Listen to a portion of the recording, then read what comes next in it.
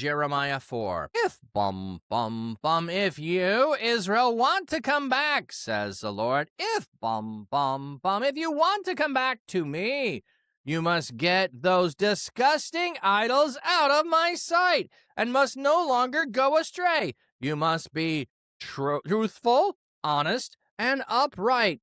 When you take an oath, as surely as the Lord lives, if you do, the nations will pray to be as blessed by him as you are, and will make him the object of their boasting. So, if you have an honest want to return, if you are truthful, you know one way I can know that? If you destroy and get rid of all the idols you're worshiping, not just leave them over there, but get rid of them. Get rid of them. I'll give a silly example, maybe. If you're trying to get rid of pornography in your life and say, "Oh, I don't want to chase after that anymore," but my collection of vintage 1950s magazines, I'm not getting rid of those. Those are valuable. They're worth money. I'm not getting rid of those, but I'm gonna not follow lust anymore. I'm just gonna keep those because they're valuable and worth money. Like, no, you need to get rid of them. You are not actually truthful. You are not honest. It is there. You could go back to it. No, to get rid of it is to get rid of it. That's what it is, which is why in the New Testament, when the sorcerers and those who are chasing after idols and magic come and follow after Christ, they bring and they burn their books. They don't go and sell them because they're practices and ways to go and chase after false gods. No, they destroy things of value. They sacrifice that as a way of pursuing after God. That's the way they're supposed to be doing it here. God is calling them back to that. Jeremiah is calling them back to it. They're not going to do it. They're not going to do it. Yes, this is what the Lord has says to the people of Judah and Jerusalem. Break up your unplowed ground. Do not cast seeds among the thorns. Commit yourself to the Lord. Dedicate your hearts to me, people of Judah and inhabitants of Jerusalem. Otherwise, my anger will blaze up like a flaming fire against you, that no one will be able to extinguish. That will happen because of the evil you have done. So, commit yourselves to the Lord, dedicate your hearts to me. Here's the call. Give your fullness to me, your fullness to me, your hearts. Be dedicated to me and me only. If not, my anger is going to burn against you. It's up to you. You're being warned. Turn to God or get all the punishment coming. I mean, I guess. The Lord says, announce this in Judah and proclaim it in Jerusalem. So every time there is the Lord says or that, I think this is a new occasion. So this is like the long history. Remember there are 3 kings listed at the beginning of this. So we have a long time for Jeremiah to constantly be proclaiming things.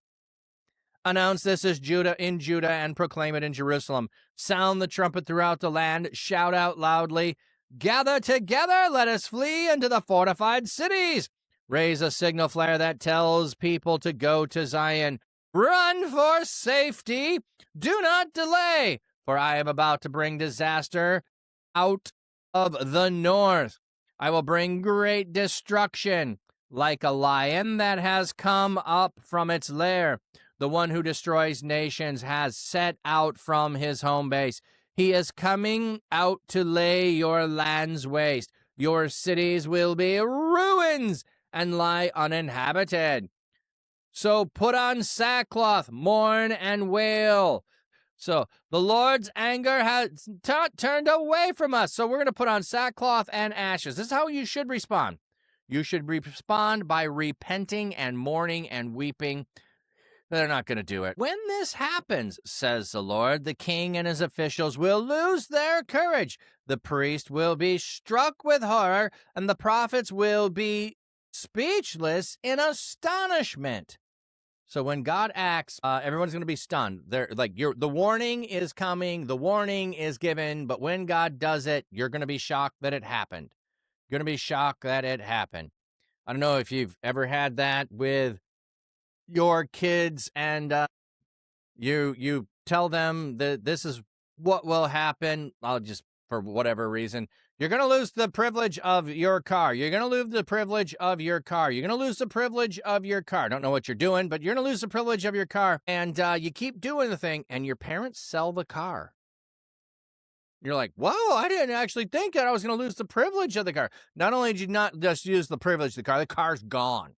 The car is gone. I mean, that's the shock here, okay? That's what we got going on. In response to all this, I said, Sovereign Lord, you have surely allowed the people of Judah and Jerusalem to be deceived by those who say, you will be safe, but in fact, a sword is already at our throats. So he sees it like you have allowed the false voice to tell them that they're going to be safe, but the fact is a sword is already at our throats. So you've deceived them. God, you have done this. At that time, the people of Judah and Jerusalem will be told, a scorching wind will sweep down from the hilltops in the wilderness on my dear people. It will not be a gentle breeze for winnowing the grain and blowing away chaff. So a gentle breeze is going to blow away the chaff.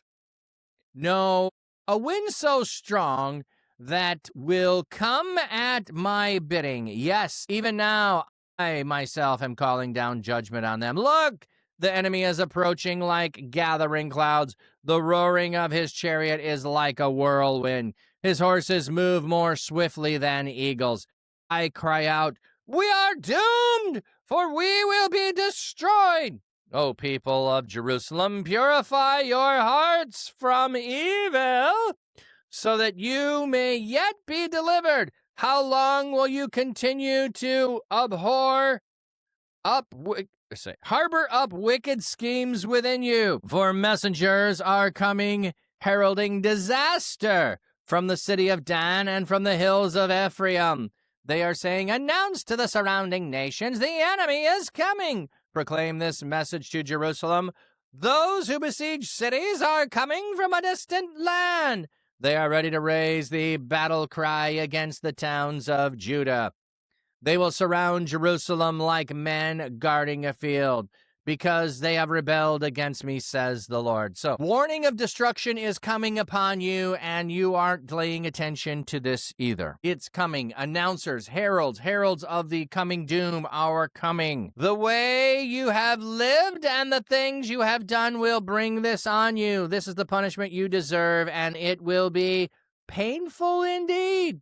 The pain will be so bad, it will pierce your heart. Why will it pierce your heart?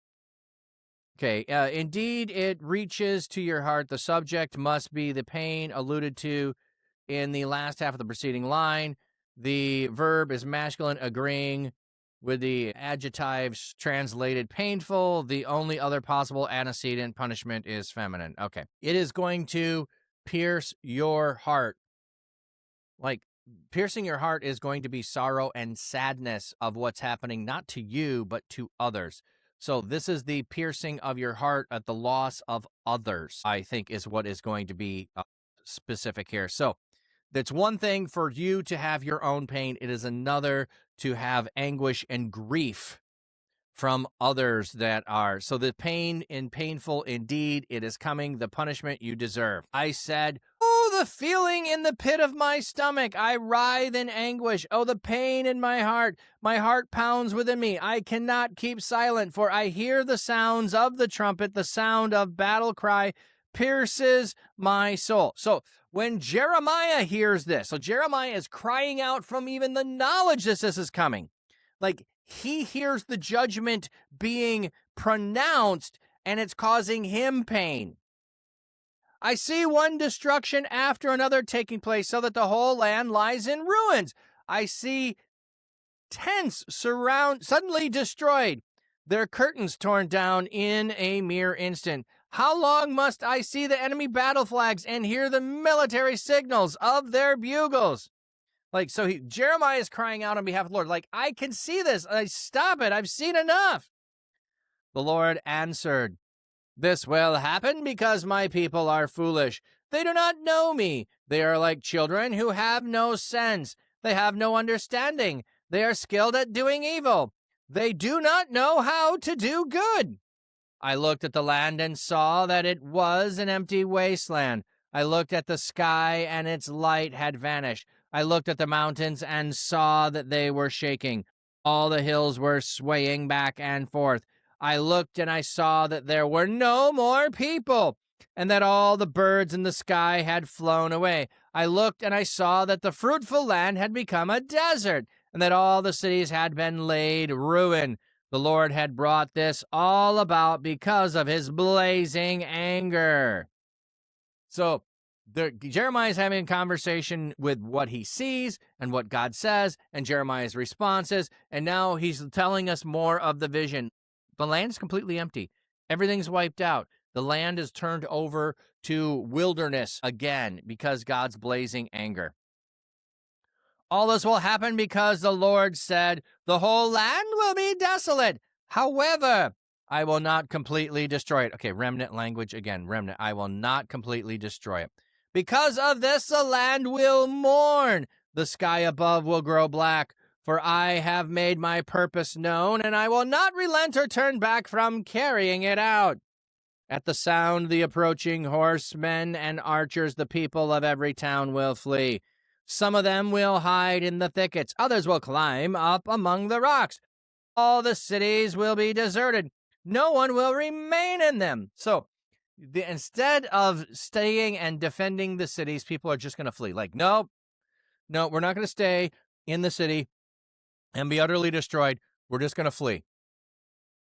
And you, Zion, city doomed to destruction, you accomplish nothing by wearing a beautiful dress, decking yourself out in jewels and gold, and putting on eyeshadow.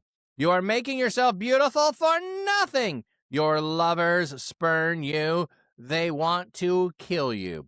In fact, I hear a cry like that of a woman in labor, a cry of anguish, like that of a woman giving birth to her first baby. It is the cry of daughter Zion gasping for breath, reaching out for help, saying, I am done in. My life is ebbing away before these murderers. So, all the other cities are going to abandon. Jerusalem has a false thought that nothing can happen to Jerusalem. I'm going to get myself all dialed up and we're going to be good. But the reality is crying out as a woman in labor, gasping for breath. Her life is ebbing away. The child is not coming. It's not good. It's a horrible circumstance. It should be a terrifying one, especially given the death rate in ancient times of women in labor, many of them dying, bleeding out, having other problems, and not making it. So a desperate cry, desperate plea, you're not going to make it. Not going to make it.